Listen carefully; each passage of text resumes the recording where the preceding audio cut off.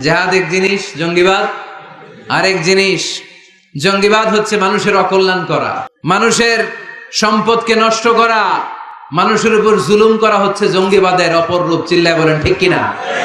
আর জিহাদ হচ্ছে মানবতার কল্যাণে কাজ করা। সত্যের পক্ষে থাকার নাম হচ্ছে জিহাদ। যারাই সত্যের পক্ষে, যারাই কল্যাণের পক্ষে, তারা হলো মুজাহিদ। আর যারাই সত্যের বিপক্ষে, তারাই হচ্ছে জঙ্গি। আল্লাহর হাবিব সাল্লাল্লাহু আলাইহি ওয়াসাল্লাম ছিলেন মুজাহিদ, আর জঙ্গি ছিল আবু জাহেল। সাইয়েদনা ইব্রাহিম খলিল ছিলেন মুজাহিদ, নমরুদ ছিল জঙ্গি। মুসা আলাইহিস সালাম ছিলেন মুজাহিদ, তাহলে জঙ্গি ছিল কে?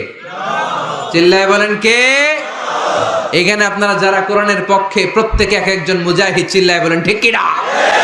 আর যাদের এই কোরআনের মাহফিলকে পছন্দ হয় না, কোরআনের আওয়াজ যারা সহ্য করতে পারে না, কোরআনের উচ্ছ্বাস আর আবেগকে যারা থামিয়ে দিতে চায়, এরাই এক একটা জঙ্গি। চিল্লায় বলেন ঠিক কিনা?